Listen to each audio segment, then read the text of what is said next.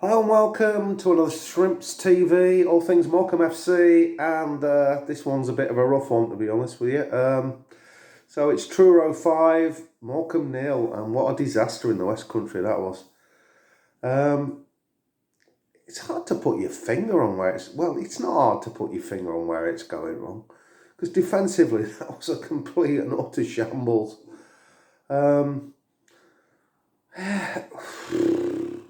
I just feel sorry for the 114 that went down there. I really wanted to go on this trip, but I had a gig to do last night. I was committed to that.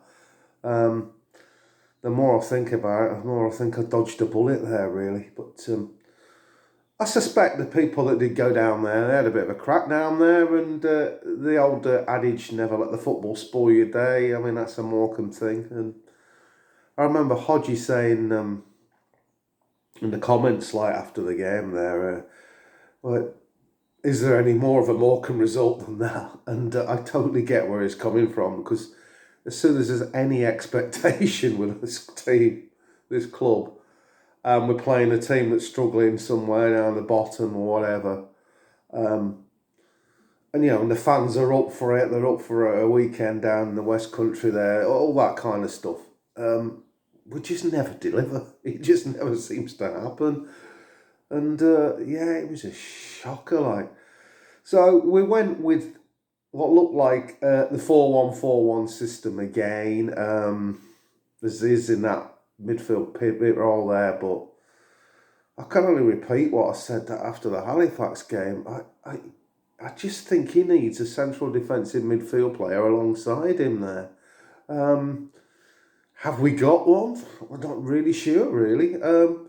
Paul Lewis is about the only player that springs to mind, and let's be honest, he's not in on Ash's radar particularly, and you can't see him coming back into the team. But he could play that role at the moment. I think that's a player we should have signed, a really good quality central defensive midfield player.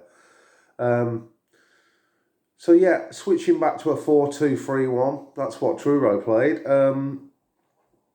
Would be a way maybe to look at stemming the tide in one way. We're playing with two really attacking wingers, which is creating some great football going forward, but it's leaving acres of space in front of the fullbacks. And I've watched the highlights a few times now, and you could see they were playing balls into those kind of areas in front of the fullbacks for fun.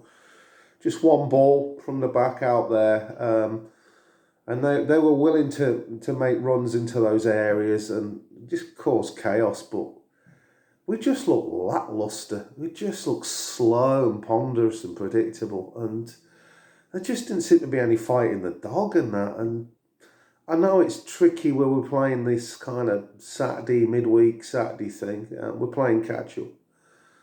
But, there's some really worrying signs out there. And some of the mistakes, I mean, they're playing out from the back. I mean, everybody's talking about the playing out from the back. And that was responsible for a lot of mayhem that we caused of our own making there.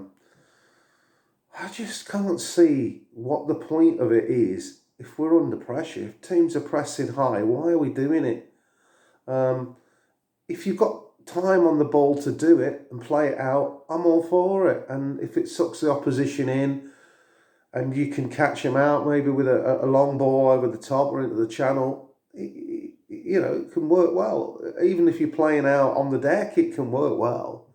A guy like Aziz is good enough on the ball to pick it up and pick a pass through the lines and that. But we're just not doing any of that. It just seems that the times are there where we should just get rid of the ball. We should also try the odd ball over the top as well. I mean, teams they're pressing us hard now and high. They're coming up, they're keeping a high line. Surely there's space to run in behind there. But that's just my thoughts on it. The manager will obviously have his own thoughts on it. But it was. I don't like using this word, but embarrassing watching it, and it just got worse and worse. And I mean, the sending off was stupid to say the least. Again, we've had another double yellow card sending off. It's cost us big time. But would we have done much better with 11 men now? I think we probably would have done, but not. I still think we'd have lost that game. And that result leaves us bottom of the table now, and we are playing 9 games. Looking at the table, there's some teams there have only played 10, so we're already caught up. How long are we going to keep saying we're still in pre-season when we played 9 games? And that, to me, there's no defensive structure at all. When we lose the ball, well, let's put it this way: when TRURO lost the ball, they got all the men behind it as quickly as possible. They were into a shape, able to stifle and win the ball back, and they had loads of space to play into. When we lost the ball, there's just no shape. There's just gaps everywhere, and it was hopeless. Like, it's got to stop. So a quick look at Gateshead on Tuesday. They're a bit of a Marmite team. They seem to have some really good wins and score some goals, and then they also seem to have games where they concede a lot of goals. But yeah, Maldini's out for that one because of his sending off. They must be rubbing their hands. We've got to play a lot better than that. And I mean collectively as a team. We've got to defend when we haven't got the ball as a team as well. So it's not just about when we got the ball. But we go again and let's see what happens. But yeah, we've got to do a whole lot better than that. I know it's early days still, but we can't go on like that.